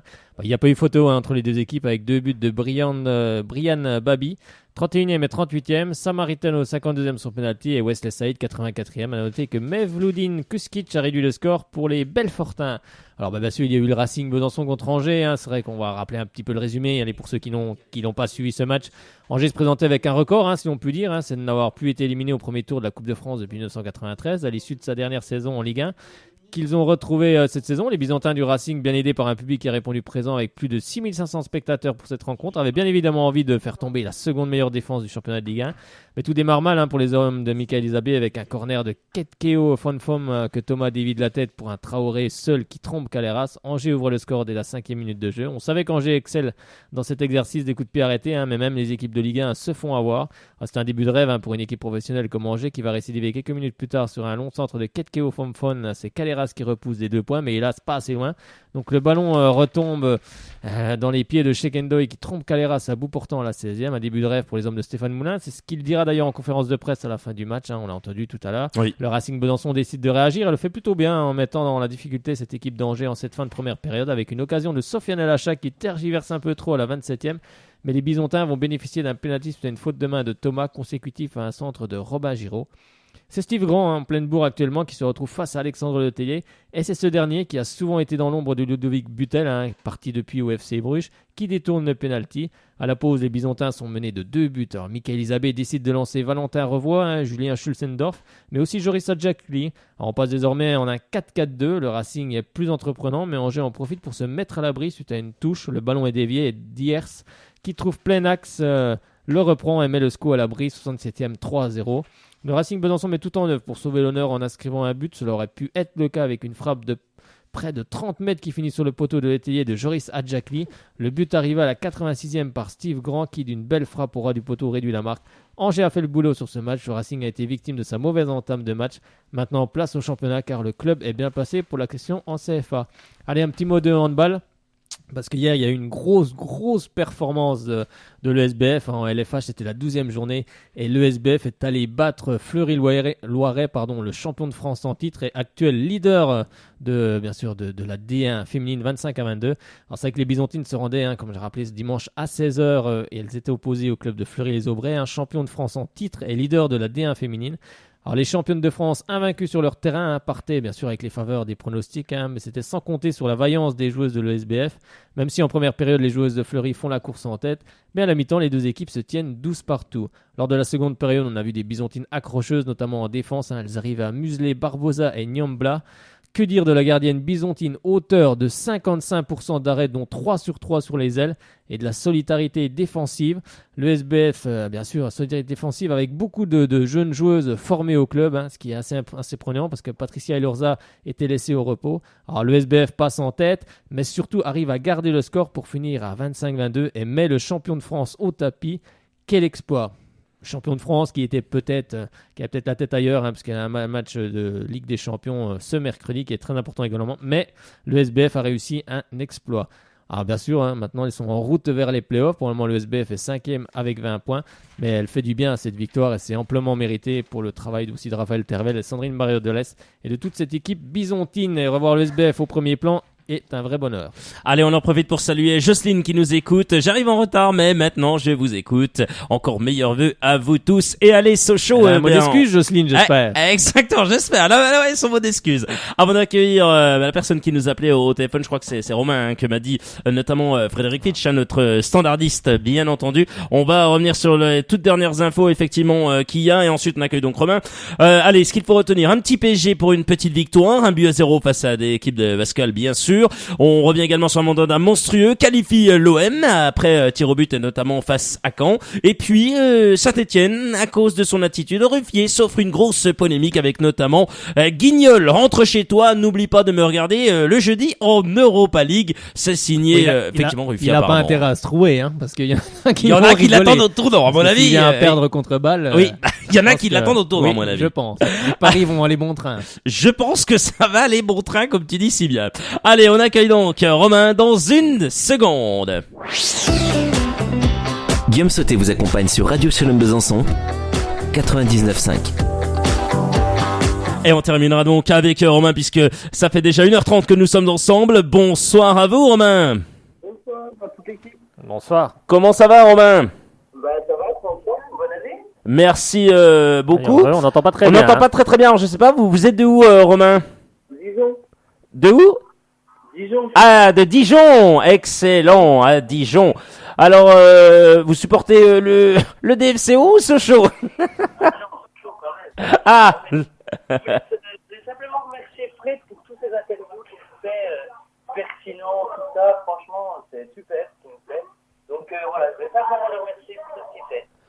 On faudrait couper un peu le poste derrière, parce qu'on n'entend pas très bien. Voilà, peut-être le poste derrière, effectivement. Parce le poste ou Internet, ou Internet, je ne sais pas où c'est. Oui, c'est Dijon, c'est plutôt Internet, effectivement. Voilà, c'est en fait, on s'entend en écho, effectivement. Déjà, comme la communication n'est peut-être pas très très bonne en soi, peut-être que vous ne captez pas très très bien, effectivement. Écoutez, nous, ça nous fait vraiment très plaisir. Frédéric, effectivement, on le dit et je le redis, heureusement qu'il est là, il prépare les questions, il travaille d'arrache-pied pour amener notamment de l'info. Ça fait plaisir. Il a un autre métier, et comme moi, on a d'autres choses aussi à faire. On le fait avec cœur, on le fait avec envie et avec passion. C'est toujours sympa d'entendre ça. Donc merci de ta part et puis merci de la part de Romain également. Donc c'est toujours, de rien, c'est sympa. C'est vrai, franchement, tu nous apportes beaucoup d'infos, tout ça. Franchement, c'est super. Depuis qu'on t'entend à la radio, franchement, c'est pertinent, c'est bien. Bon, c'est simplement pour passer ce petit message. C'est super sympa en tous les cas de ce message. Il nous fait chaud au cœur et donc on termine avec ça. Franchement, on termine en apothéose. Merci à vous, Romain. L'année commence bien. Ouais, l'année commence bien. Excellente soirée. Et puis bien sûr, Romain, comme avec tous les autres auditeurs, si vous suivez l'émission, allez! Bien joué! Salut Romain! Excellent moment avec lui. Décidément, on termine en pompe par cette émission. On vous remercie, bien entendu, on remercie Frédéric Fitch qui vous a été là pour vous répondre au standard. On remercie également forcément Frédéric Chevassu du site allezsochaux.com d'avoir également répondu présent, d'avoir donné de tout son temps pour préparer notamment toutes ces interviews comme on l'a dit avec Romain. Frédéric, on te retrouve avec grand plaisir jeudi avec normalement SADOSR, Alexandre Pep qui sera là bien sûr comme consultant. Il y aura certainement Yenny Nbakoto. Effectivement, ça va être très sympa avec Yenny Nbakoto, ex-joueur du SC Clémenceau. Frédéric Chevassu, comme à son habitude. Allez! Je veux juste dire un petit bonjour. Bon, là ça va être un autre Romain, c'est pas celui-là. D'accord. Alors le bonjour à Cindy et à Romain qui nous écoutent actuellement. Bon, on vous embrasse en tous les cas. Actuellement ou plus tard. Un peu plus tard, effectivement. Frédéric Chevassu, on la refait? Allez! Allez Sochaux! Et allez Racing Besançon! Salut! À jeudi les amis!